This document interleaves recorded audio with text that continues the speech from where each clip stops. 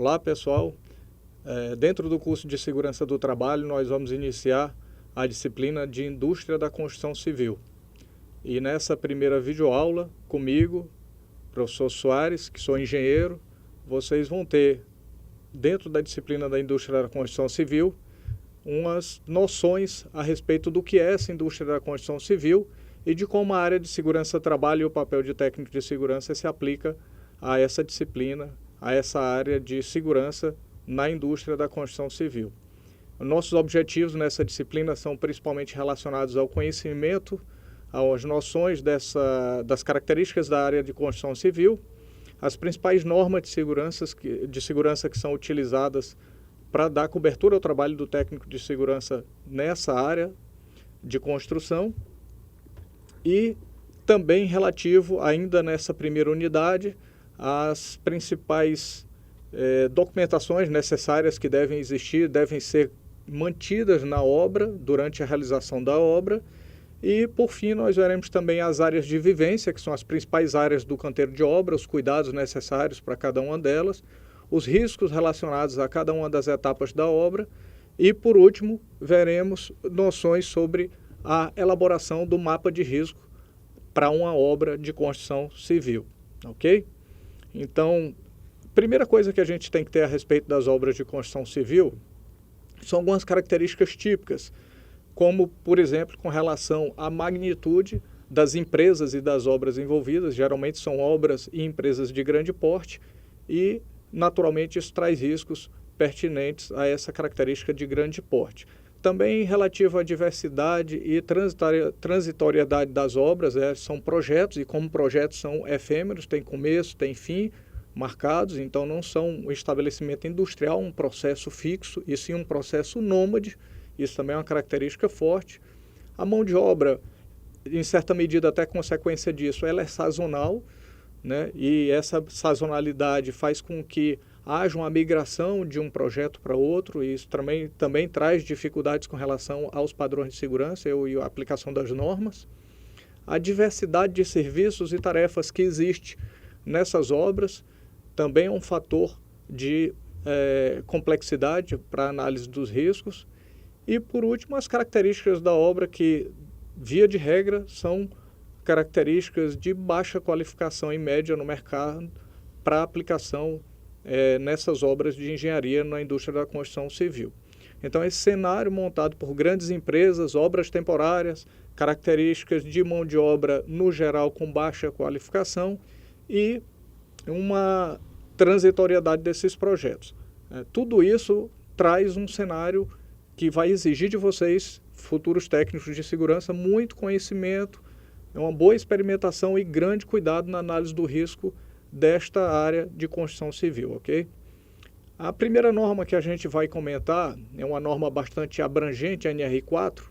Ela traz basicamente as principais avaliações com relação a tipo de negócio e risco pertinente, e nessa classificação da NR4, a indústria da construção civil e suas obras estão classificadas geralmente ou como nível 3 ou como nível 4.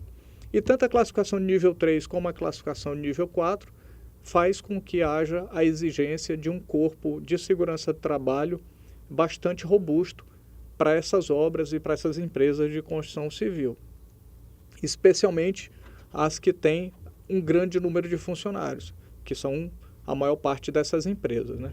Com relação ao SESMIT especificamente, na NR4 também se trata mais objetivamente para empresas que têm mais de 50 funcionários, significa a necessidade de um dimensionamento próprio, inclusive com uma equipe dedicada de SESMIT para essas empresas e obras com mais de 50 funcionários. Então, de uma maneira geral, são empresas que se classificam como risco 4 ou risco 3, ou seja, de médio e alto risco, e com número de funcionários mais elevado, uma exigência de equipe de SESMIT exclusivamente dedicada. Bom, para as menores construtoras e menores obras, a NR9, que trata do PPRA, que é o Programa de Prevenção de Riscos Ambientais, exige, no caso de até 20 funcionários, que nós tenhamos esse PPRA elaborado e presente na obra como suficiente com relação à exigência de análise de risco, né? Então, até 20 funcionários, PPRA, lá da NR9, visando principalmente a preservação da saúde e integridade dos trabalhadores daquela obra, daquela empresa, né? O que deve ser feito nesse PPRA, pessoal? Especialmente a antecipação, o reconhecimento dos riscos, a avaliação e consequente controle de todos esses fatores ambientais que trazem, aumentando ou diminuindo a possibilidade, a probabilidade destes riscos. Mas essa exigência e suficiência do PPRA é para até 20 funcionários. Lá na NR18, para as empresas de construção civil ou obras com mais de 20 funcionários, a gente já tem a aplicação de outro programa que é o PCMAT, né, que é o Programa de Condições e Meio Ambiente de Trabalho na Indústria da Construção. Então, empresas até 20 funcionários, PPRA, empresas com mais de 20 funcionários, desse mesmo ramo de atuação na construção civil, PCMAT, definido na NR18. E o PCMAT, ele tem uma característica de que ele é necessário para cada obra, ele não pode ser simplesmente replicado para a obra seguinte, mesmo que seja da própria construtora. Cada obra tem sua identidade, seus riscos e precisa, consequentemente, do seu PCMAT. Ele não é, portanto, transferível. Ele deve contemplar todas as exigências da NR9, ou seja, que estão lá no PPRA, e mais outros fatores e outras avaliações. E outra característica do PCMAT é que, ao terminar a obra, o PCMAT ele perde a sua validade, passando a ser necessário outro PCMAT para a obra seguinte, para o projeto seguinte. Ok? Bom, ainda com relação ao PCMAT, a gente pode dizer que quando existe o PCMAT, teoricamente, o PPRA já está incluído, então ele não é exigível. No entanto, muitos profissionais da área de segurança do trabalho, pelo princípio da precaução, para evitar problemas de fiscalização, mantém, mesmo com o PCMAT, mantém o PPRA na obra, né? Então, na verdade, uma certa redundância entre o que é exigido no PPRA e PCMAT, sendo que o PCMAT contempla tudo do PPRA, da NR9 e mais, mas muitos profissionais têm por hábito manter os dois até para evitar qualquer questionamento, ok? Ainda com relação aos programas necessários para a obra e para as empresas de construção, nós temos na NR7 a definição do PCMSO, que é o Programa de Controle Médico de Saúde Ocupacional, que este também deve ser planejado e deve ser implantado para a empresa com base na análise de risco à saúde dos trabalhadores da construção.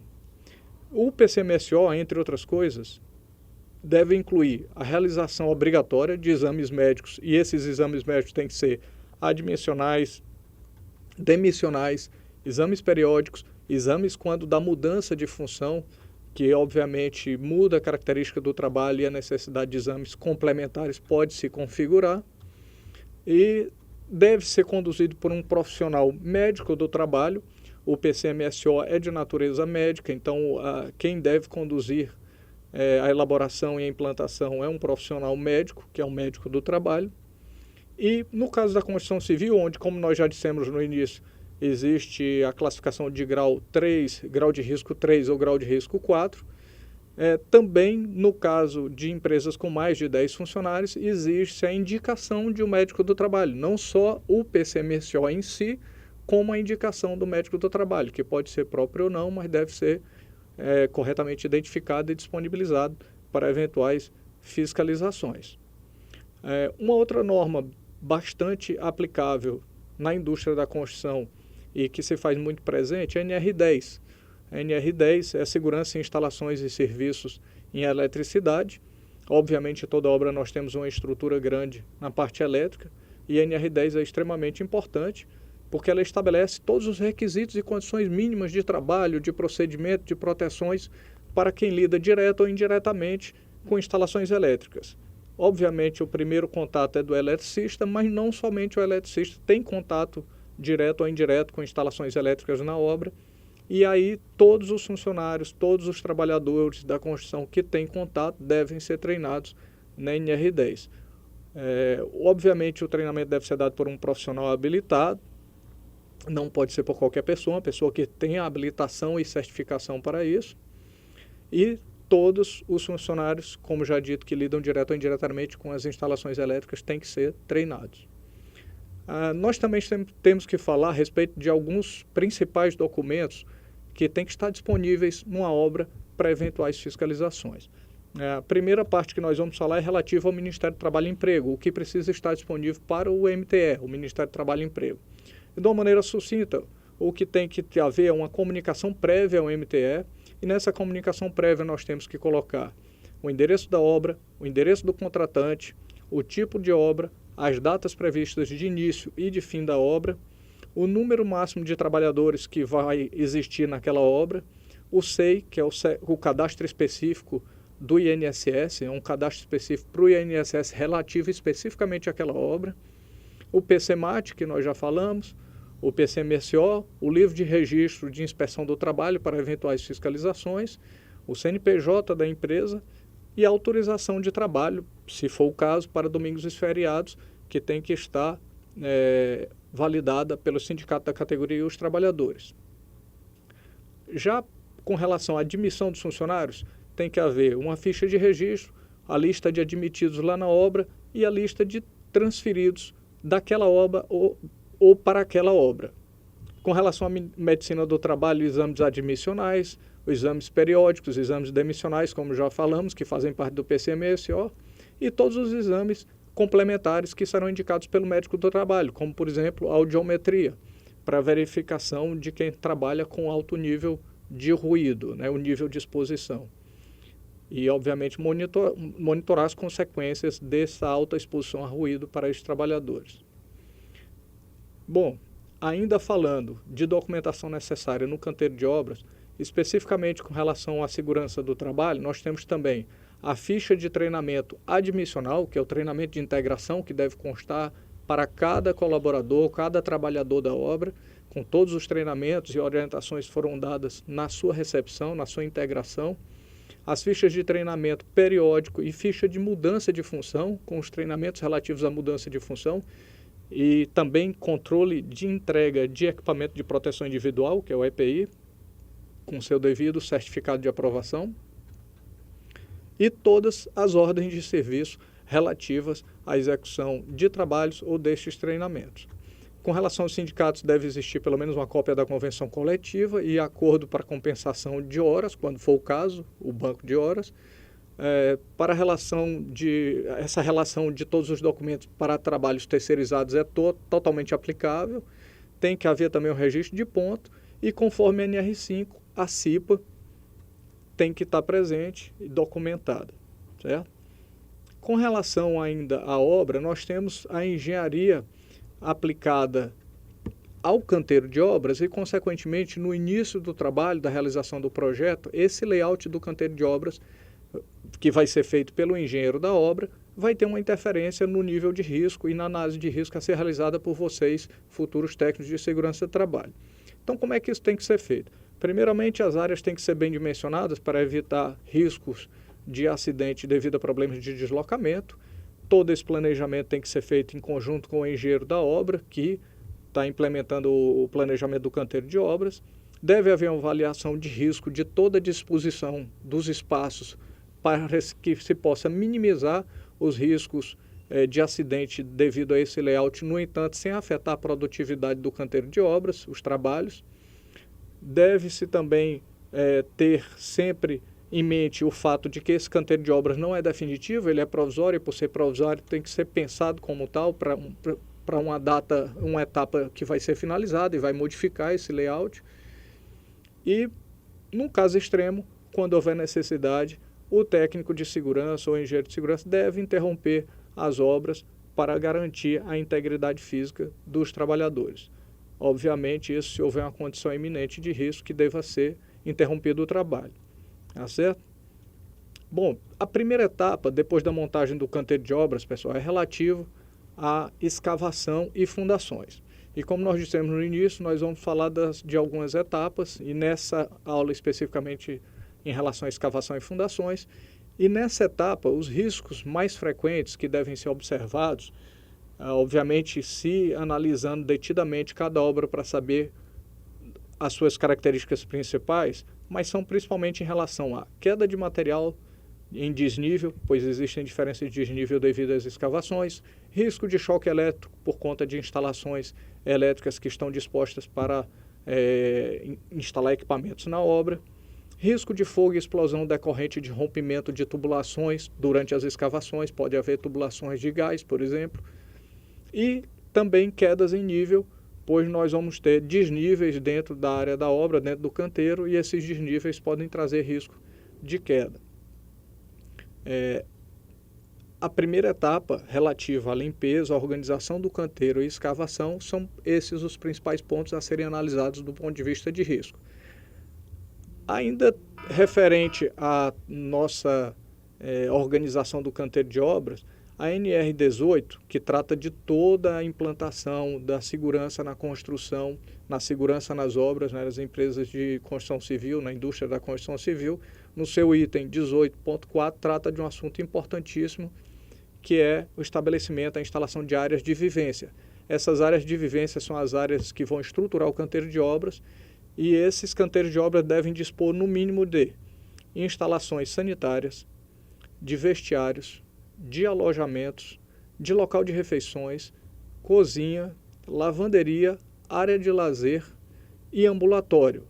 No entanto, essa é uma lista abrangente quando nós tivermos funcionários alojados, ou seja, quando nós tivermos funcionários que estão se instalando e dormindo na obra, né? Para o caso de obras que não haja funcionários alojados, o alojamento não é necessário, o local de dormir. A lavanderia também não é necessária, porque não vai ter necessidade de lavar de roupa no local da obra, porque os funcionários não dormem lá. E também a área de lazer é dispensável, novamente, porque nós não temos funcionários alojados. Esses são os 3 itens que podem ser removidos.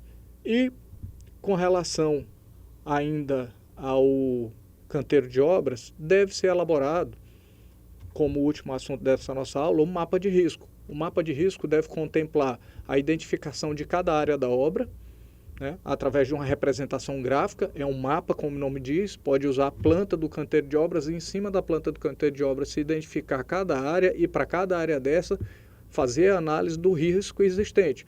Quais são esses riscos? Os riscos físicos, representados com círculos verdes, os riscos químicos, com círculos vermelhos, os riscos biológicos, com círculos marrons, os riscos ergonômicos, círculos amarelos, e os riscos de acidentes mecânicos, por exemplo, com círculo azul. Cada círculo desse deve ter um diâmetro, um tamanho no mapa proporcional à probabilidade de ocorrência daquele acidente ou daquele risco. Então, quanto maior o círculo, maior o risco daquele determinado tipo, e a cor, como a gente disse, determinando qual tipo de risco existente. Esses riscos já devem ter sido levantados lá na elaboração do PCMAT e agora devem ser representados graficamente. Esse mapa de risco deve ser elaborado pela CIPA, que já deve ter sido constituída. No entanto, a CIPA deve ter o apoio do técnico de segurança, do profissional de segurança do trabalho. As informações desse mapa de risco vão ser fundamentais para estabelecer o diagnóstico de segurança e saúde na empresa.